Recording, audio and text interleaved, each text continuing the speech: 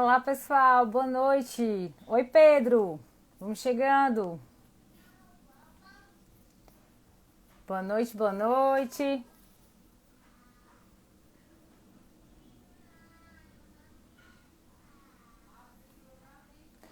Olá, Chloe Gasparini tá entrando. Meu boa noite. Sejam bem-vindos à nossa aula de quarta-feira. Costumeiramente estamos sempre aqui às quartas-feiras. Hoje a gente vai estar aí conversando, né, sobre técnicas de interrogatório. Olá, Diogo, Camila. Olá, Luiz. Luiz já é meu aluno, estivemos juntos ontem, né, Luiz? A nossa aula do curso prático. Sejam bem-vindos.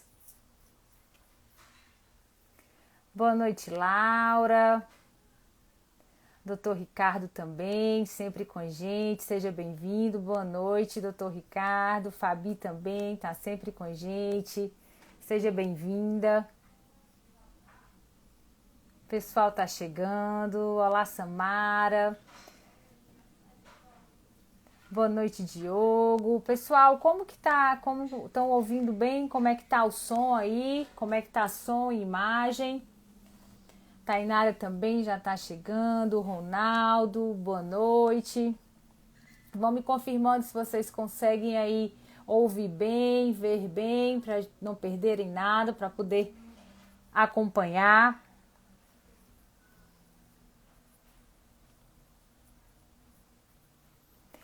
Bom, pessoal, sejam muito bem-vindos à nossa aula.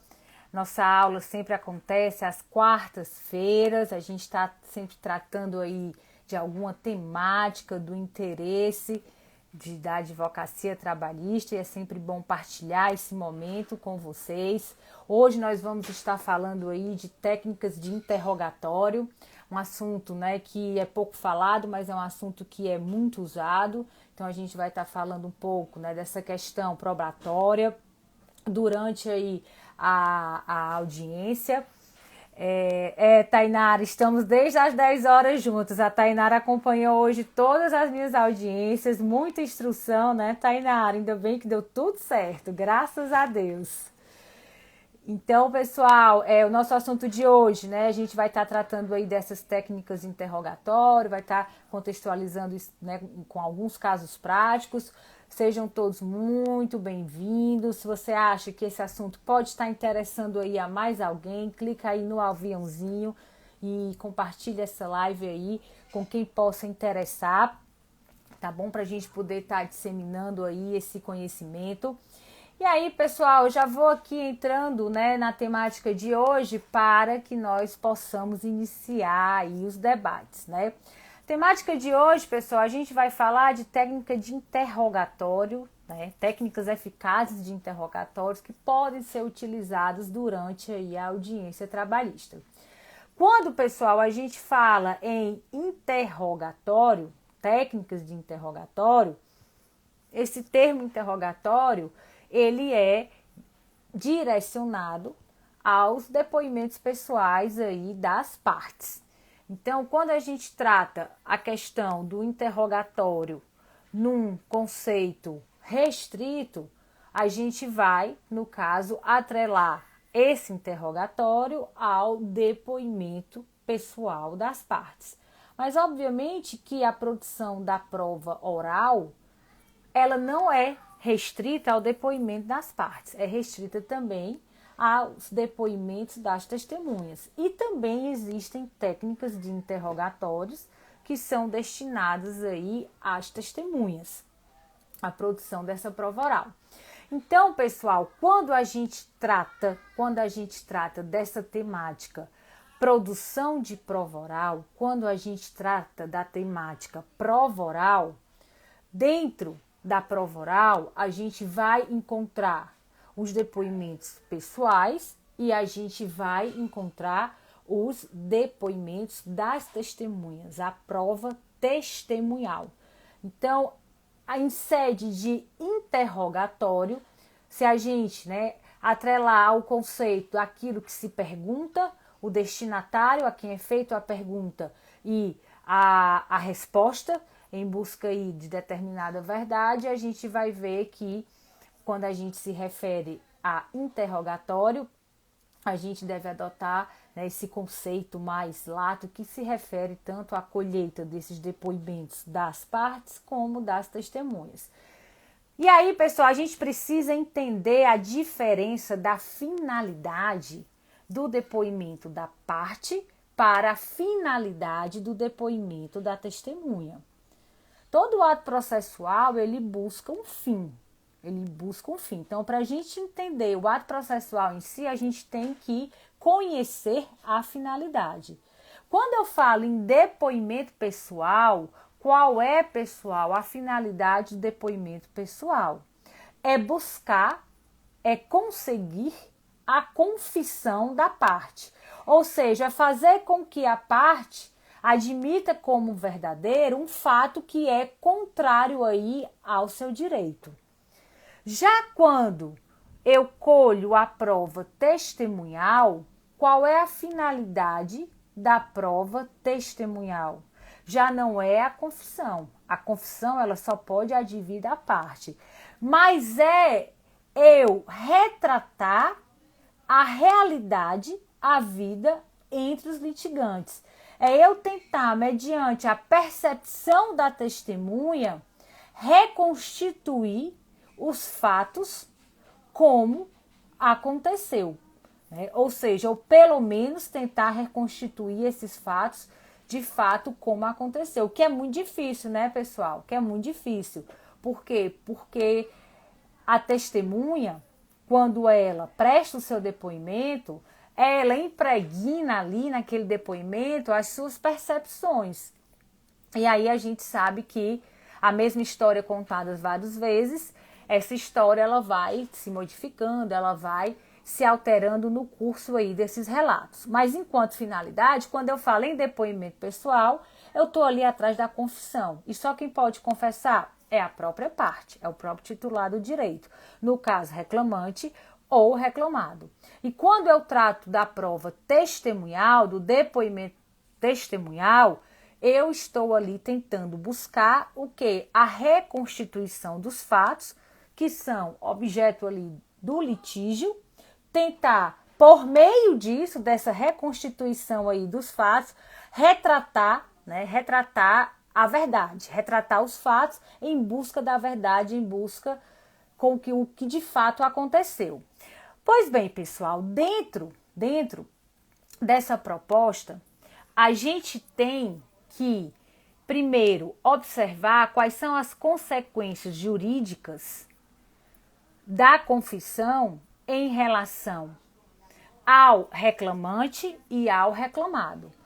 Quando a gente trata do reclamado, a gente sabe que o reclamado, a representação do reclamado, ela se dá mediante, na maioria dos casos, reclamado, né, pessoa jurídica, mediante preposto. E esse preposto tem a obrigação de conhecer os fatos. O desconhecimento dos fatos pelo preposto importa em confissão ficta. E o que é, pessoal, essa confissão ficta? Muita gente gosta de trabalhar com a confissão ficta e se apega à confissão ficta enquanto meio probatório, mas eu digo para vocês, pessoal, que a confissão ficta ela é uma prova fraca. Ela é uma prova fraca em que sentido? Ela é uma prova fraca no sentido de que é uma presunção. E sendo uma presunção, ela pode ser elidida por qualquer prova em contrário. Então, quando o preposto desconhece os fatos, há de fato a confissão ficta, pelo desconhecimento dos fatos desse preposto. Mas essa confissão ficta não quer dizer, pessoal, que por si só o reclamante já é vitorioso na sua tese. Por quê? Porque a confissão ficta, como eu disse, é uma presunção, então ela pode ser elidida por outro meio probatório. Ainda assim, a reclamada ela pode ter contra si uma confissão ficta e protestar pela produção de prova testemunhal e protestar ou ter juntado prova documental, nesse aspecto a confissão ficta ela será elegida e inclusive a pretensão exposta ali na reclamação, na petição inicial, ela pode ser julgada improcedente. Ao reclamante, enquanto autor, se ausente na audiência em que deveria depor, também é aplicada a questão da confissão ficta, por meio da súmula 74 do Tribunal Superior do Trabalho. E a mesma presunção que beneficia, no caso, o reclamante, vai beneficiar o reclamado. Se o reclamante intimado não comparece na audiência em que ele deveria depor, contra ele é aplicada a confissão ficta. E essa confissão ficta vai gerar uma presunção de veracidade dos fatos narrados lá na tese de defesa, lá na contestação. Não significa dizer, pessoal, que também a tese de defesa será vencedora. Por quê? Porque o reclamante autor ainda pode protestar por outros meios de prova, como, por exemplo, a prova testemunhal. Então, pessoal, não estando presente o reclamante na audiência de instrução, não estando presente o reclamado numa audiência de instrução, isso não significa dizer que a prova será encerrada. A gente pode pensar, pessoal, na hipótese onde o reclamante não está, mas está presente o patrono e está presente as testemunhas. Essas testemunhas poderão ser ouvidas normalmente, afastando aí, no caso, uma presunção de confissão ficta. Podemos pensar no caso onde o reclamado não esteja presente, mas esteja presente o advogado com as testemunhas. Essas testemunhas do reclamado poderão ser ouvidas normalmente, ainda que o juiz tenha aplicado essa penalidade de confissão ficta. O que é importante, pessoal? Importante é o patrono, o advogado que esteja presente na audiência, que esteja presente na sessão, ele requeira, olha, eu sei que tem a confissão ficta, mas eu quero produzir a minha prova oral. Minha testemunha está aqui presente. Por meio dessa prova, eu consigo elidir a presunção desfavorável contra a minha pessoa. E aí uma conduta ativa do advogado no sentido de protestar pela produção dessa prova aí testemunhal. E como sabemos que não existe hierarquia, pessoal, entre as provas, por isso que eu digo para vocês, a confissão ficta, sendo uma presunção, é uma das provas mais frágeis que a gente verifica no processo do trabalho. Qualquer outro meio de prova pode vir a elidir essa confissão ficta. Então, não é porque tem a confissão ficta que você deve, no caso, já achar que o seu direito está garantido. Não, porque ela sempre pode ser elegida por meio de prova em contrário. E outra, pessoal, para o processo, o que importa é o conjunto probatório. Então, o juiz vai analisar todas as provas produzidas nos autos em conjunto. Ela não vai analisar só a confissão ficta, não vai analisar só a prova documental, não vai analisar só a prova testemunhal. Ele vai analisar todas as provas em conjunto para, no caso, fundamentar a sua conclusão lá na sentença de mérito. Então, pessoal, a ausência do preposto ou desconhecimento dos fatos pelo preposto presente importa na confissão ficta. A ausência do reclamante na audiência em que deveria depor, não é aquela inaugural, isso se houver uma redesignação para fim de instrução, também vai importar na confissão ficta. E aí, pessoal, nós temos aqui em relação a isso alguns casos práticos. A ausência da carta de preposto pode gerar a confissão ficta. Nós sabemos que a carta de preposição é o documento formal de representação outorgado pelo reclamado àquela pessoa que vai se fazer presente na audiência. É por isso que o preposto ele fala pelo reclamado. Se não tiver a carta de preposição, se não tiver provada essa representação, vai incidir a confissão ficta? Não. Não incide a pena de confissão ficta por ausência de carta de preposição. Por quê? Porque a carta de preposição, muito embora seja um documento de representação, ele não é um documento obrigatório por lei. Não existe obrigação legal no sentido de que o reclamado junte necessariamente essa carta de preposição. Então, se não houver carta de preposição nos autos, isso não vai gerar a confissão ficta. Em relação à empresa, em relação ao empregador, o que gera essa confissão ficta é o desconhecimento dos fatos pelo preposto ou a ausência do preposto na respectiva audiência. Nós sabemos, pessoal, que uma das alterações trazidas pela reforma trabalhista foi a possibilidade de, ausente o reclamado, mas presente o advogado na audiência de instrução, que a defesa pudesse ser recebida.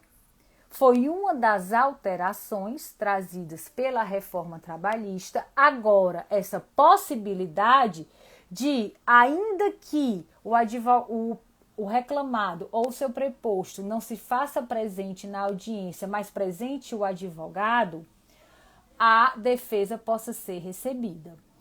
E aí, pessoal, observe, nós temos a seguinte situação: o reclamado não está presente, o advogado está presente com a defesa. Se o reclamado não está presente, qual é o ato processual para fim de instrução que não pode ser realizado? Não tem como ser realizado. O depoimento pessoal do reclamado, correto? Porém, com o recebimento da defesa, o que acontece? Junto a essa defesa, é carreados documentos inerentes ao objeto do litígio. E aí eu dou um exemplo clássico para vocês, a questão de horas extras, cartão de ponto.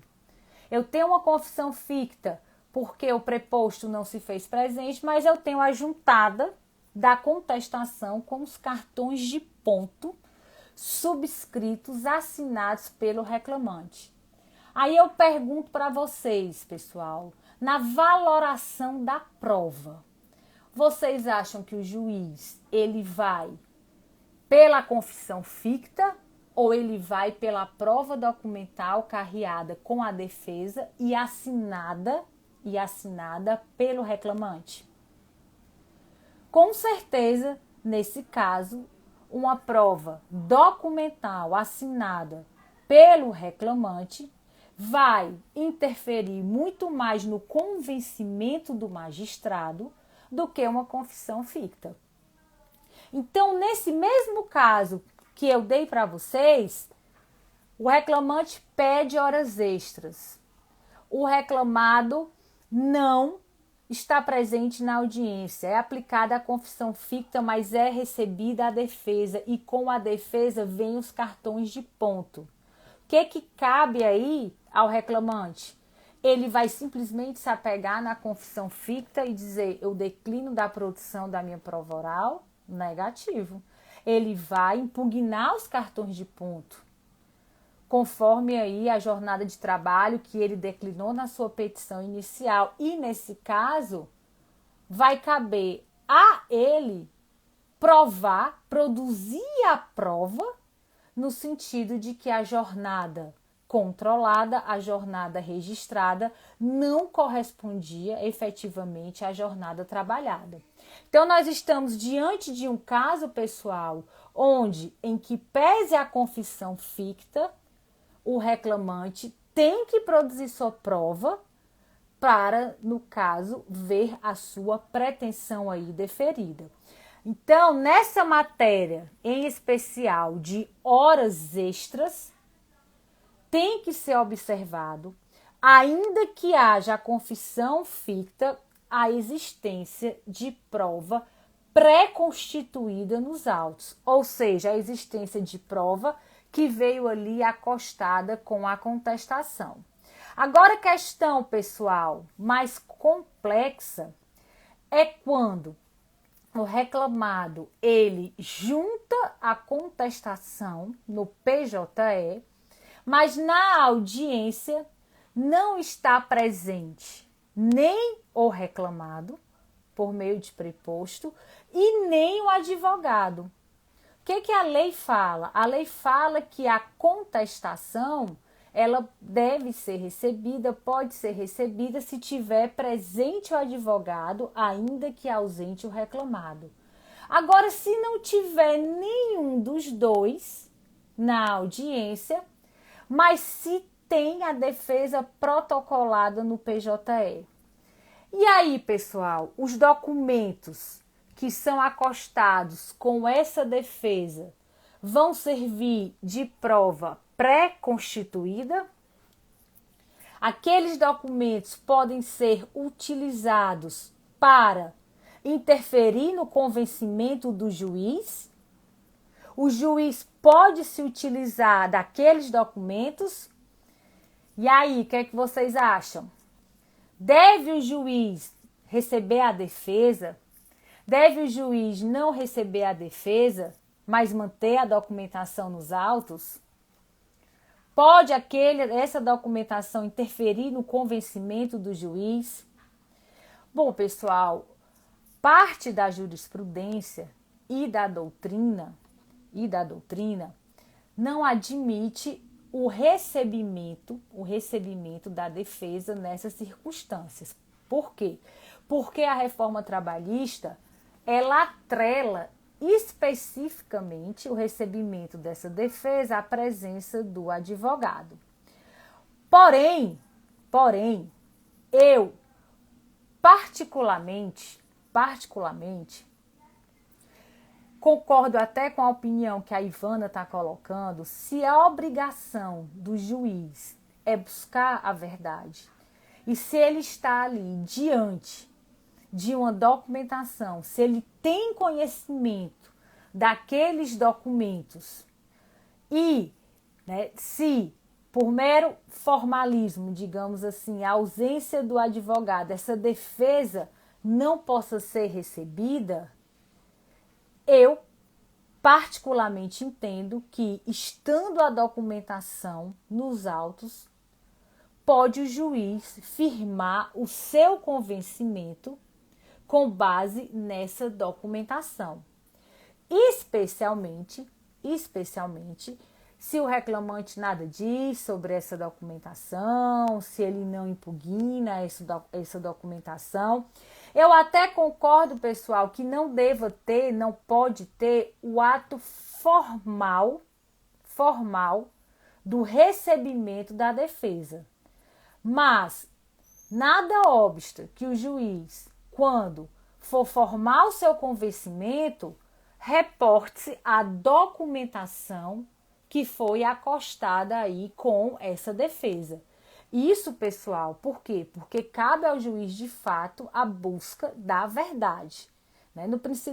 No direito do trabalho, no processo de trabalho, é controvertida essa questão da verdade real, porque às vezes a gente não consegue reproduzir, às vezes não, a gente não consegue reproduzir o fato exatamente como ele aconteceu. Mas quando eu tenho uma documentação ali que ajuda nessa reconstituição, uma documentação legítima, acredito eu que o juiz possa se utilizar dessa documentação para formar o seu convencimento. Mas, pessoal, eu repito, parte da doutrina e da jurisprudência entende que não é possível o recebimento da defesa e não é possível, no caso, a utilização destes documentos acostados com a defesa, servindo aí para formar o convencimento do magistrado. É uma questão que é controvertida. Agora, na prática, se você é advogado,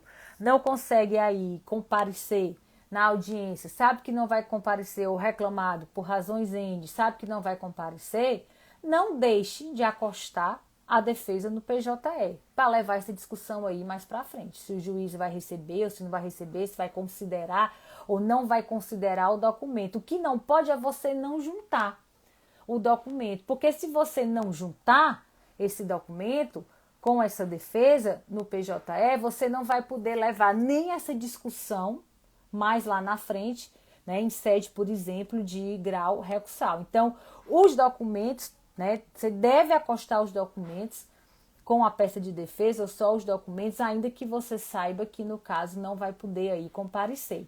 Agora, cuidado, pessoal, para não acostar documento demais. Veja aí o que é o objeto do litígio, veja o que foi pedido e, obviamente, você vai acostar os documentos hábeis a, no caso, né, afastar a pretensão do reclamante. Às vezes também é juntar todo tipo aí de documento e aí isso dá margem, dá ensejo para que o reclamante, né, formule ainda outros pedidos, entre com outro processo e documentos que não tem nada a ver aí com o objeto do litígio. Então, os documentos que devem ser juntados, acostados, são os documentos pertinentes ao objeto do litígio. E, pessoal, cuidado também com essa questão da confissão ficta em relação aos fatos inverossímeis. A gente sabe que, ainda que haja uma confissão ficta, o juiz, no caso, ele pode afastar essa presunção se o fato que estiver sendo discutido em juízo for um fato aí inverossímil. E que exemplo de fato inverossímil é esse? Um fato inverossímil, pessoal, é um fato que é incompatível com aquilo que ordinariamente acontece. Ele é um fato muito pouco provável. Em sendo muito pouco provável, o juiz pode se convencer que esse fato é inverossímil. Respondo já, tá, Tainara? É inverossímil e ainda que haja uma confissão do reclamado, por exemplo, ele não acolher a pretensão do reclamante. E o que fato pode ser esse, por exemplo, que vai de encontro ao que ordinariamente acontece? Vou dar um exemplo para vocês. Eu peguei uma reclamação trabalhista onde uma determinada autora pedia o pagamento salarial em atraso, pedia o reconhecimento de vínculo e, para tanto, pagamento de verbas rescisórias, ela alegou que durante todo o período contratual que ela esteve vinculada ao empregador, ela não recebeu salário.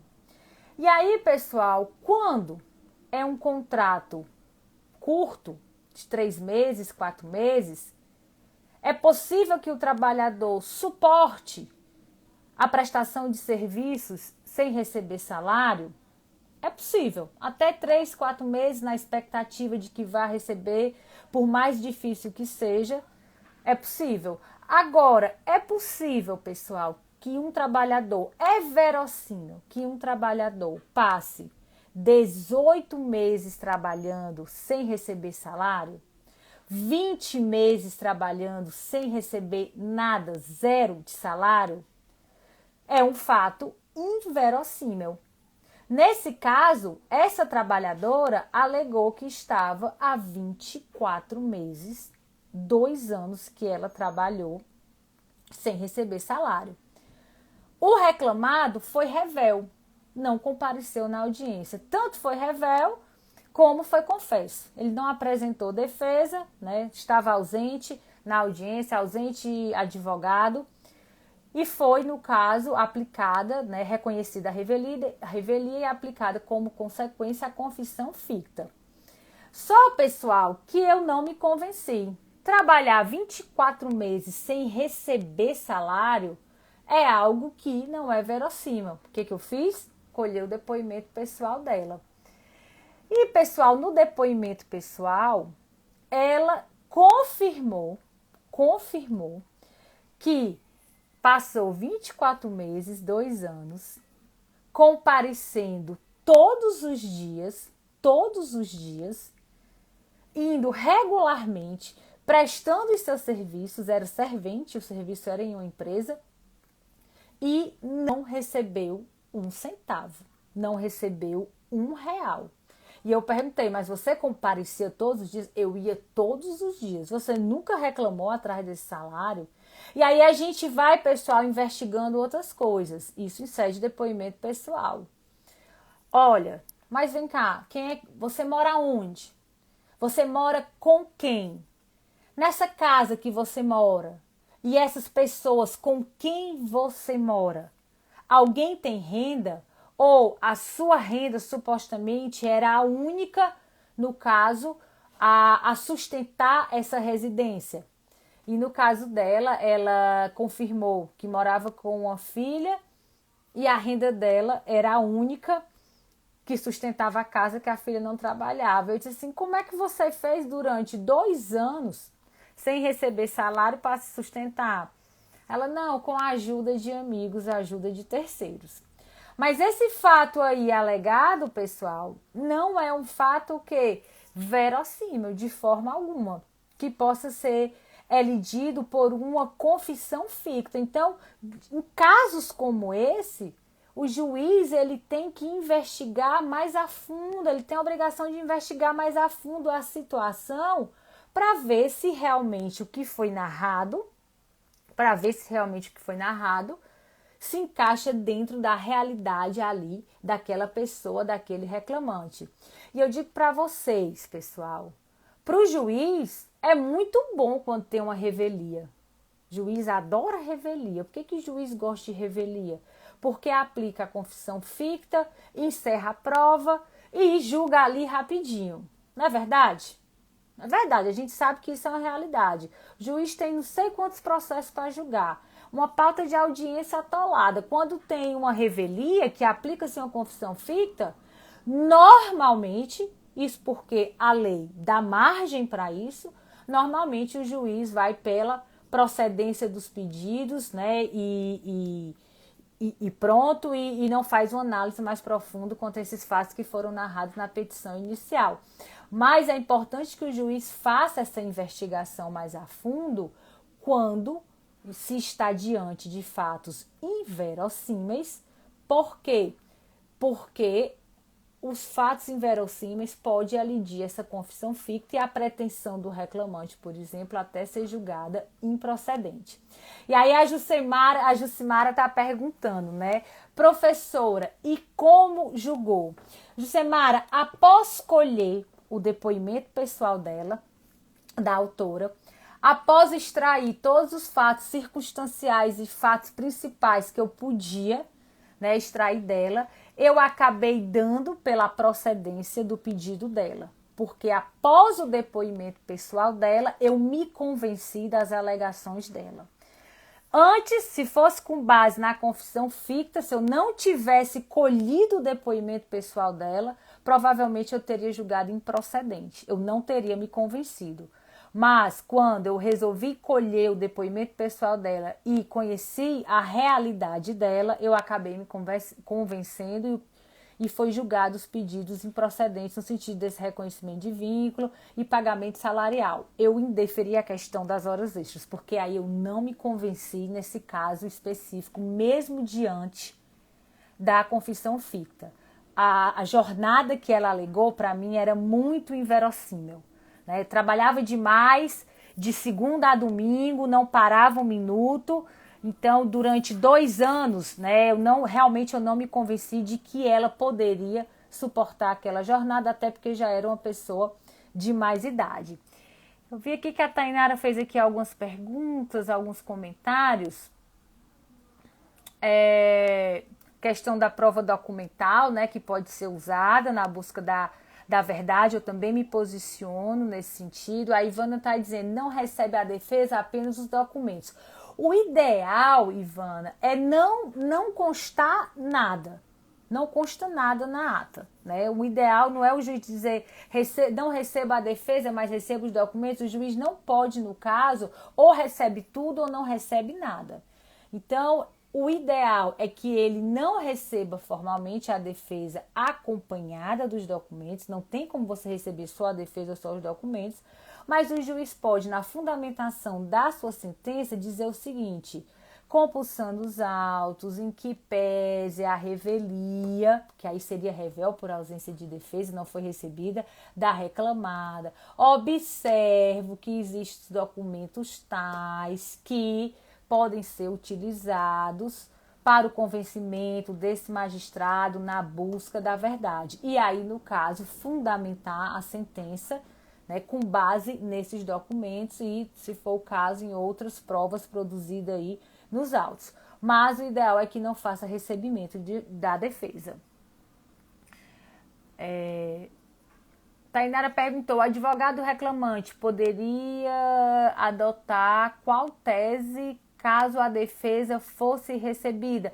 Aí, Tainara, você poderia argumentar a ofensa ao artigo, no caso, que diz expressamente na CLT que a defesa somente pode ser recebida mediante a presença do advogado lá na audiência, para o ato formal de recebimento de defesa.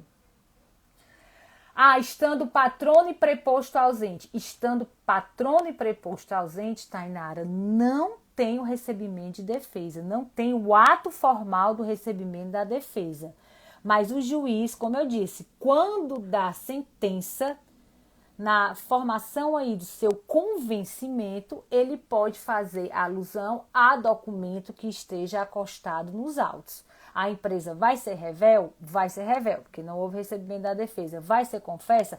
Vai ser confessa. Mas tem um documento nos autos que o juiz não pode ignorar, e esse documento influencia no convencimento do juiz. Então, o juiz tem que, na fundamentação da sentença, né, justificar o seu convencimento, se for o caso, com base nesse documento.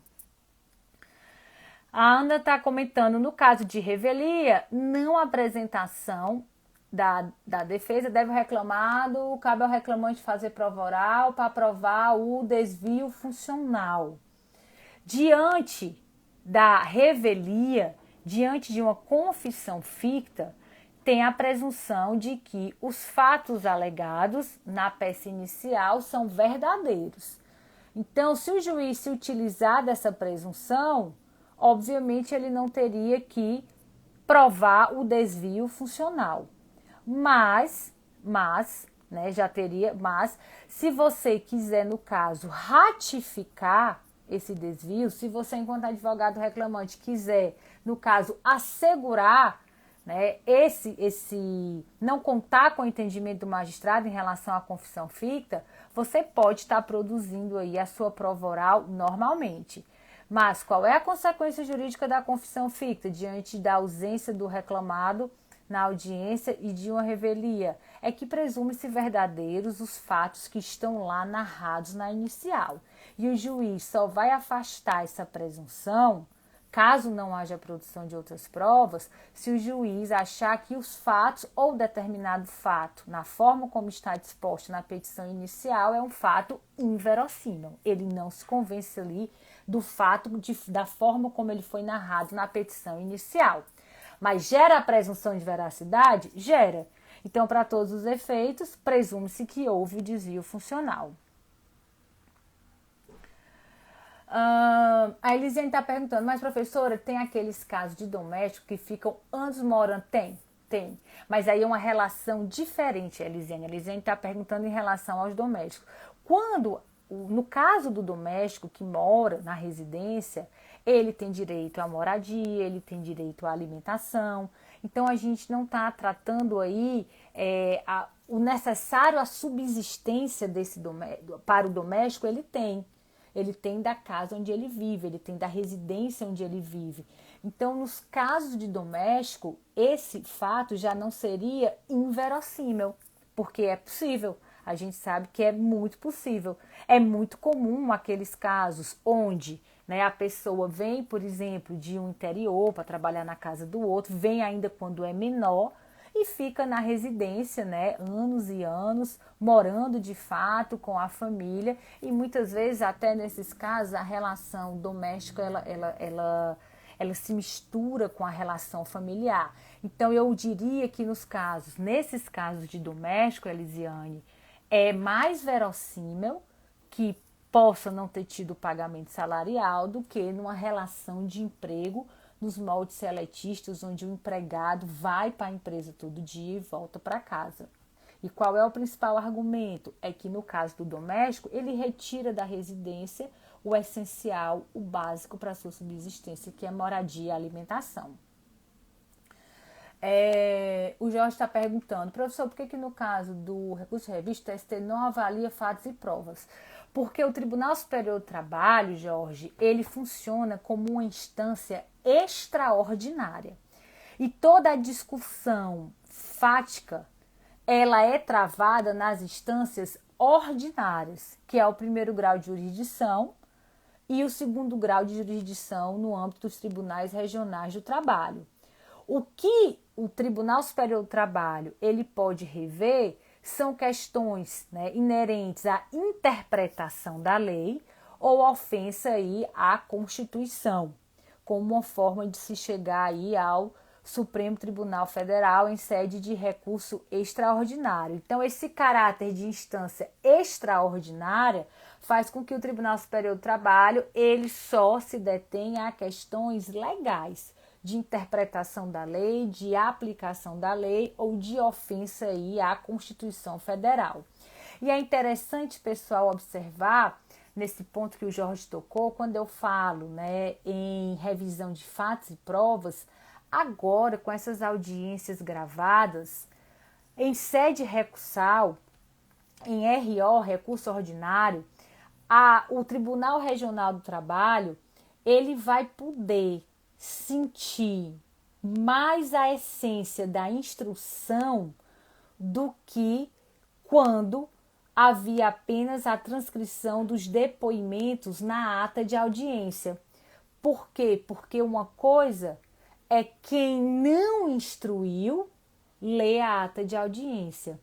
Outra coisa é quem não instruiu vê o vídeo da audiência e observar por meio desse vídeo, por exemplo, o comportamento da parte, observar por meio desse vídeo o comportamento da testemunha. Isso vai fazer essas audiências gravadas com que, em sede recursal, as turmas dos TRTs consigam se aproximar um pouco mais da essência da verdade do que quando eles só tinham contato com essa prova testemunhal, com os depoimentos pessoais, pelo que lhe era trazido no papel por meio da transcrição da ata de audiência. Então, é uma boa prática essas audiências aí gravadas. Por quê? Porque o relator, se quiser, acessa lá o link e vê toda a instrução com imagem, com som, e observa o comportamento das partes e testemunhas durante a instrução aí processual.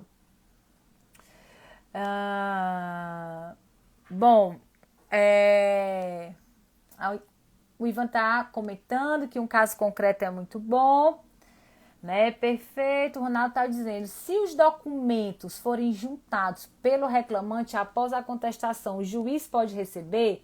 Ronaldo, essa sua pergunta ela é extremamente aí controvertida. Por quê?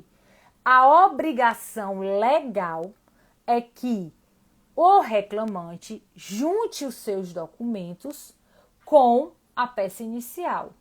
E a obrigação do reclamado é que se junte os documentos com a contestação. E a lei só admite a juntada posterior do que se chama de documentos novos. São documentos que não existiam na época do protocolo da ação ou na época do recebimento da contestação, ou documentos que já existiam, mas a parte não tinha acesso.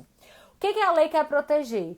A lei quer proteger o dano processual no sentido de, olha, eu tenho esse documento aqui, mas eu vou guardar como uma carta na manga.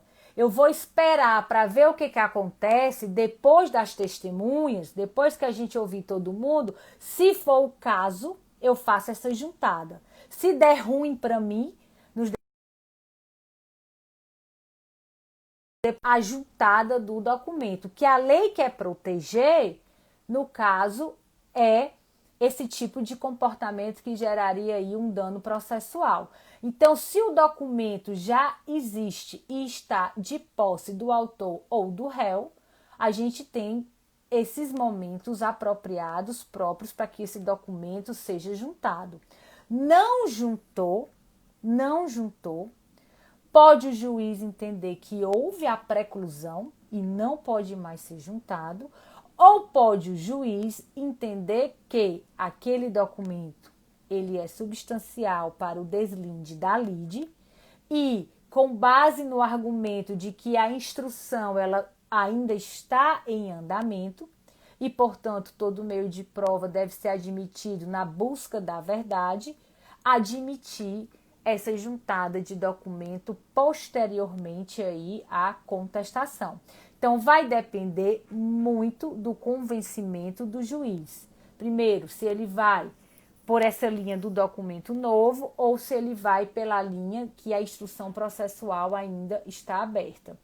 De um jeito ou de outro, se for juntado documento novo, né, ou se for juntado documento após a contestação, o mais importante, e essa é uma discussão a meu ver mais importante, tem que ser garantido o contraditório. Ou seja, a parte que não tinha conhecimento daquele documento, ela tem que ter a oportunidade para se manifestar. Então, a depender aí do entendimento do magistrado, juntou o documento, após a contestação, abre-se vista aí para outra parte se manifestar. Isso é importante, a garantia do contraditório. A Ana está perguntando, professora, quando é rével a reclamada, ela pode, na audiência de instrução, fazer prova em contrária?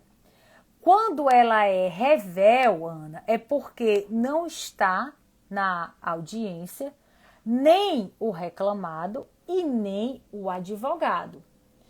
Então, teria que ser uma hipótese onde, não estando presente nem o reclamado e nem o advogado, por acaso tivesse presente uma testemunha desse reclamado, que é muito improvável para que ela pudesse ser ouvida aí naquele ato. O momento de produção das provas é um momento único, Então, no momento que o juiz aplica a confissão ficta, no caso, se o reclamado ele tem interesse em produzir outra prova, ele tem que protestar ali, naquele momento em audiência. E se não tem ninguém ali para protestar pela produção da prova oral, fica inviável, no caso, a produção dessa prova.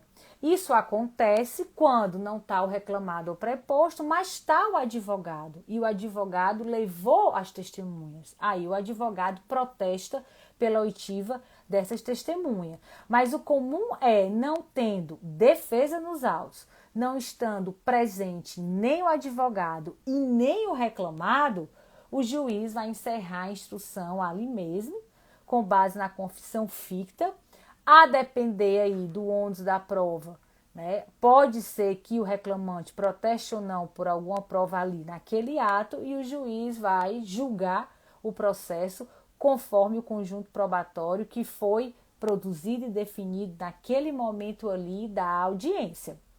Então, se a reclamada é rével, provavelmente vai precluir para ela o direito de produzir outras provas nesses mesmos autos, ok?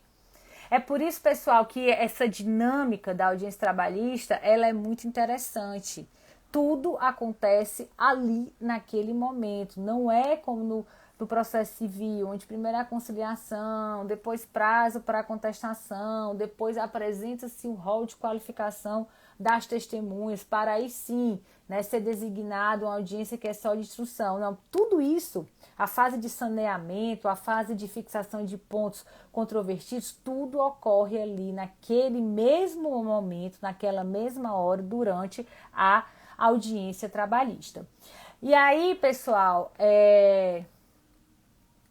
Aí a Ana está comentando, na pandemia, como não está tendo audiência, está dando prazo para juntar a defesa. Aí vem toda aquela discussão, né, da adoção do rito do CPC, que estão misturando CLT com CPC. Agora eu já observei que está aqui o doutor Bruno, não sei se está a doutora Camila também aqui, que lá na nossa jurisdição, né, doutores, nós estamos, no caso, realizando a audiência normalmente, inclusive audiências de instrução estão ocorrendo de forma, Ana, regular. Inclusive a Tainara esteve hoje também presente na nossa pauta e graças a Deus essas audiências por meio de videoconferência de instrução têm sido aí exitosas. A Roseli está perguntando, né, professora, se depender de perícia, necessariamente o reclamante deve protestar pela realização da prova pericial. Se for adicional de insalubridade, a gente sabe que a apuração do agente insalubre, ele depende necessariamente aí de perícia. Então, ele vai ter que protestar pela produção dessa prova aí pericial. Se precisar de prova pericial de forma que a confissão ficta não supra essa prova pericial, aí, Roseli, no caso, o reclamante vai ter que protestar pela produção dessa prova aí pericial. Jucimar, o advogado trabalhista faz qualquer audiência, mas a recíproca não é verdadeira. Não sei, me digam aí vocês, né? Me digam aí vocês. Agora, sem sombra de dúvida, a audiência trabalhista ela é mais complexa, né? Porque tudo ocorre ali, né? Vários atos, né? Ao mesmo momento, de forma sequencial, que não ocorre, por exemplo, aí no processo civil, né? Realmente ela tem um diferencial. Mas eu queria, pessoal, passar aqui, né, para vocês uma questão em relação a essas técnicas de interrogatórios e mostrar aqui para vocês alguns tipos de perguntas, por exemplo, que vocês devem ter cuidado, porque no dia a dia a gente observa que existem alguns patronos, né, dentro desse interrogatório que eles já, no caso, fazem perguntas indutivas e isso deve ser evitado. O que são perguntas indutivas? Perguntas indutivas são perguntas que, por meio da pergunta, você já vai estar dando a resposta, você vai estar induzindo a resposta. Então, essa técnica não é, pessoal, a melhor técnica. E o juiz, no caso, ele vai observar isso aí. Cuidado com essa conduta. Por exemplo, questões inerentes à jornada de trabalho. Uma coisa é você perguntar assim: que horas você entrava no serviço? Outra coisa é você perguntar assim: você entrava no serviço às 6 horas da manhã? Essa segunda pergunta, pessoal, já é uma pergunta indutiva, especialmente se a testemunha, por exemplo, for do reclamante que pede horas extras e alegar, por exemplo, que a jornada dele era das 6 às 18. Então, a melhor técnica de interrogatório, né, não deve fazer com que, por meio da pergunta, o advogado já, no caso, ofereça uma proposta de resposta. Questões de jornada, a pergunta a ser feita é: que horas você trabalhava, de que horas a que horas? Que horas você entrava, que horas você saía? Quer ver, pessoal, outra pergunta indutiva? Em questão de controle de jornada, você pode perguntar assim: quantos funcionários tinha no setor? E aí a testemunha responde pelo que ela souber. Ou você pode perguntar: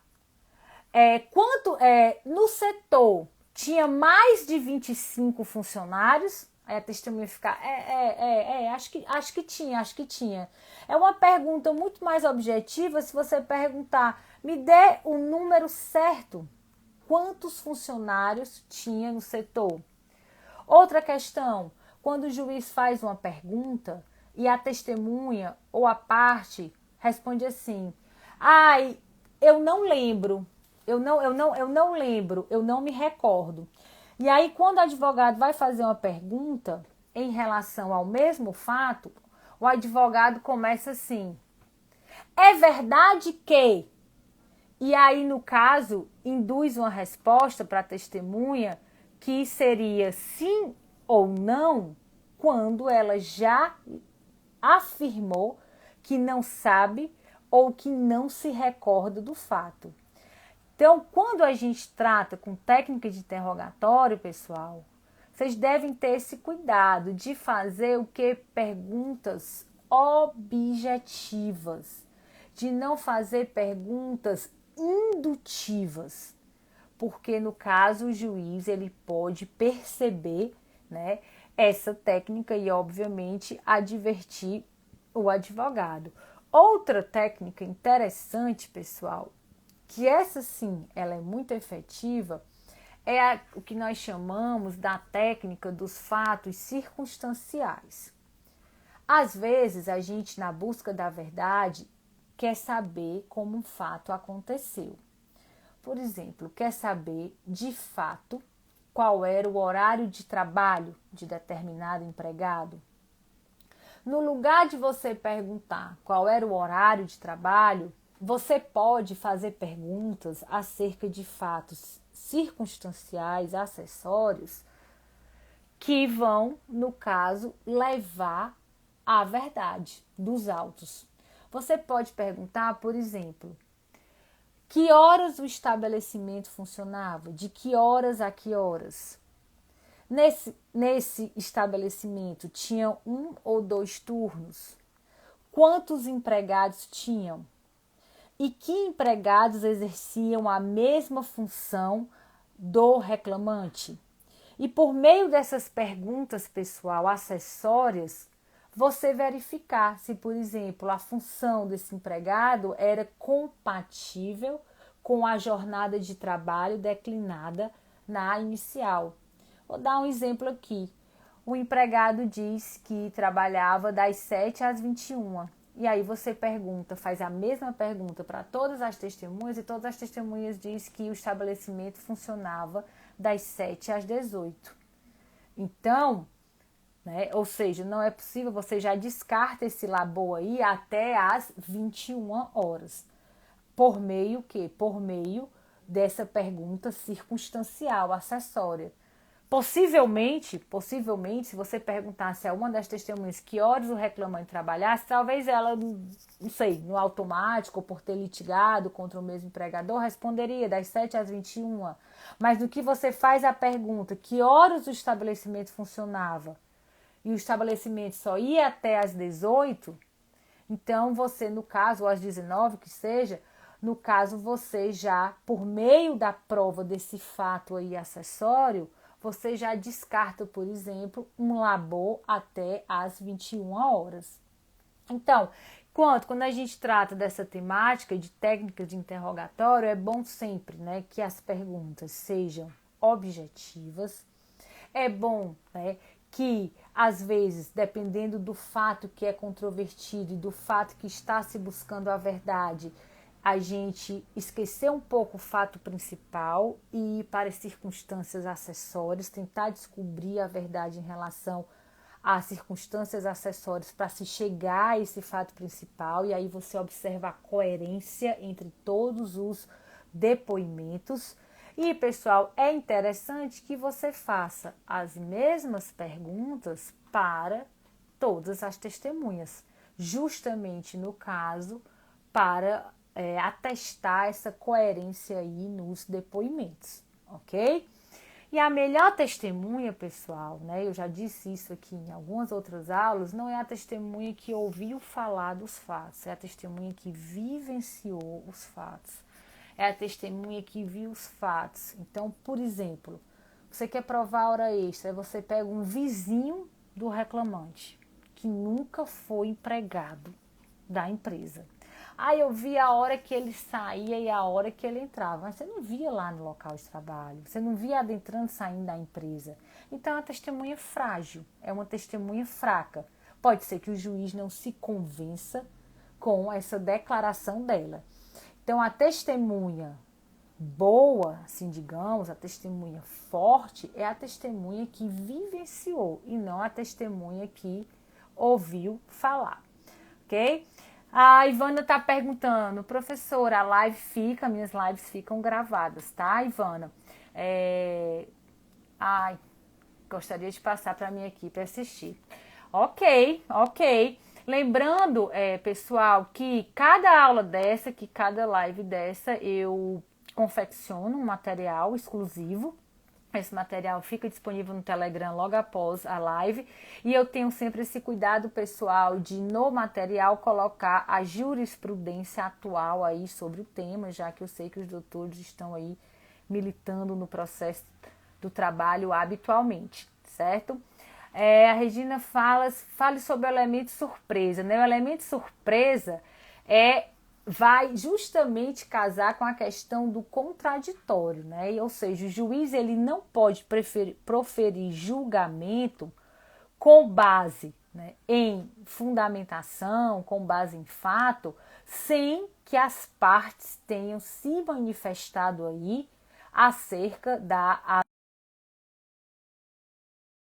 na verdade, ele é vedado pelo nosso ordenamento jurídico processual, foi uma das novidades trazidas pelo Código de Processo Civil, né, fazendo com que o juiz não possa proferir julgamento ou tornando nula a sentença se baseada em alegação sobre a qual não foi dada oportunidade às partes se manifestar, em nome aí do princípio e em observância ao princípio do contraditório. O Ivan está dizendo que, no caso, ajuizou a demanda aqui em Fortaleza, pediu a rescisão indireta. A Ivana está comentando aí, maravilha. Pois bem, pessoal, esse foi o nosso assunto aí de hoje à noite. Já ocupei vocês demais nessa noite aí de quarta-feira. A gente pode estar voltando a tratar desse assunto na próxima quarta. Eu sei que essa questão probatória em audiência é sempre uma dor, né, que o advogado aí vivencia. Então, pessoal, eu deixo aqui o meu muito obrigado, o meu boa noite. O Diogo ainda está perguntando aqui quais os cursos disponíveis. Atualmente a gente está com inscrições encerradas, Diogo, para os nossos cursos, mas dá uma conferida lá na nossa página do Insta, né? Nosso perfil do Insta que tem lá, a gente tem curso prático, a gente tem curso de audiência, acompanha aí que a gente, né, possivelmente, vamos ver aí quando é que a gente vai estar reabrindo aí para a nova turma. Ronaldo está perguntando, o reclamante pode utilizar como sua uma testemunha trazida pelo reclamado? Com qual fundamento? Olha, o que pode acontecer, Ronaldo, é, por exemplo, o juiz listar uma testemunha do juízo, né? E querer ouvir, por exemplo, uma pessoa que é referenciada em um depoimento, o juiz pode fazer isso, e o reclamante, ele pode dizer que tem interesse, por exemplo, no depoimento da testemunha que foi trazida pelo reclamado. Não tem incompatibilidade. Quem arrolou a testemunha foi o reclamado? Foi, vai ser qualificado e tudo. E o advogado do reclamante vai ter a oportunidade de, no caso, explorar aquela testemunha, fazer as suas perguntas àquela testemunha, conforme a técnica aí de interrogatório referente à prova testemunhal, onde é oportunizado aos advogados, né, fazer perguntas direcionadas à testemunha. Então, não é que o reclamante ele utilize a testemunha como sua. A testemunha, a prova testemunhal é do processo. Não importa se o reclamante arrolou ou se foi o reclamado que arrolou. O que tem que ser observado? Independentemente de quem arrolou, a gente tem um procedimento a seguir, que é a qualificação da testemunha, que é o compromisso, que é a pergunta pelo juiz e depois a possibilidade de reperguntas pelos advogados das partes, e havendo todo esse procedimento, não havendo nenhum tipo de ilegalidade nesse procedimento, o depoimento ele é ali do processo, ele serve para o processo na busca da verdade. Então, o fato do reclamado ter arrolado uma testemunha não vai impedir que o reclamante faça as suas perguntas a essa mesma testemunha. Agora, essa testemunha vai ser ouvida de novo como testemunha do reclamante? Não tem necessidade, né, pessoal? Por uma questão de economia aí processual. Não tem o menor sentido. Deixa eu ver aqui mais alguma pergunta. É isso aí, pessoal. Então, lembrando que o material da live de hoje está lá no canal do Telegram, certo? Se você ainda não se inscreveu, pode se inscrever por meio do link, né, que está lá no perfil do Instagram. Deixo aqui o meu boa noite, o meu muito obrigado, muito boa essa temática. Não se preocupe que a gente pode estar voltando a essa temática aí, falar acerca da produção, da prova. Vocês podem estar sugerindo, pessoal, temas compatíveis com as dificuldades que vocês têm aí no decorrer do processo do direito do trabalho, para a gente também estar abordando aqui. Então, fica aberto aí esse canal para vocês darem esse tipo de sugestão, alguma dificuldade. A live vai ficar gravada sim no perfil, tá bom? Deixo aqui o meu boa noite, meu abraço. E já aguardo vocês aí para o nosso próximo encontro na quarta-feira. Alterei o horário a pedido, tá? 20h20 agora, porque 19h19 ficou aí, né? Era muito cedo, o pessoal não conseguia chegar do trabalho, ainda estava em videoconferência. Então, novo horário, todas as quartas-feiras, 20h20, você tem um encontro marcado aqui, tá bom? Beijo! Boa noite, pessoal! Tchau, tchau!